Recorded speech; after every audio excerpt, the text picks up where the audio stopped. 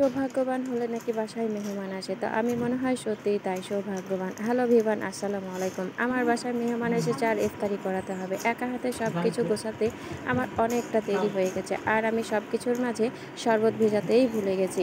কারণ শরবতটা আমি অনেকক্ষণ পরে দিয়েছি মেহমানদেরকে, আর ইফতারি এদিকে আজান দিয়ে দিয়েছে। আর সবাইকে কি দিব, কোন কাজটা করব কিছুই বুঝতে পারছিলাম। রান্না বান্না করা শেষ হয়ে গেছে। খুব স্বল্প পরিমাণে রান্না করেছি, তেমন কোনো কিছুই রান্না করিনি। মেহমান আসতে অনেক লেট করেছে তাই। এই যে এখানে সাদা ভাত রান্না করেছি, এটা হচ্ছে পোলাও, আর আমার খামারের মুরগি পোলট্রি, আর একটা সবজি। এখন আমি সবাইকে খেতে দিয়ে দিয়েছি। দুলা ভাই আপু খেয়ে বলবে। আমি তো এত ভালো রান্না করতে পারি না, তবে চেষ্টা করেছি একটু রান্না করার। এই যে আমার ছেলের বউ তার ছেলেকে খাওয়াচ্ছে। তাই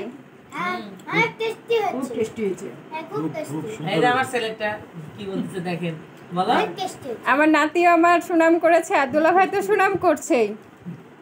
সুন্দর রান্না করেছে।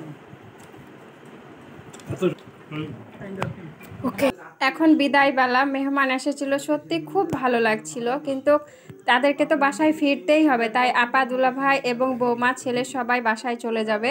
আর অনেকটা রাত হয়ে গেছে, ওদের যেতে সত্যি অনেকটা দেরি হয়ে যাবে। সেই জন্য এখন বিদায় নিচ্ছি আমরা সবাই। আবার আসবেন অবশ্যই। জানলা খুলবো, আচ্ছা আবার আসবে, ঠিক আছে। হ্যাঁ অবশ্যই আসবো। আচ্ছা, আপনি তো বলতে হবে।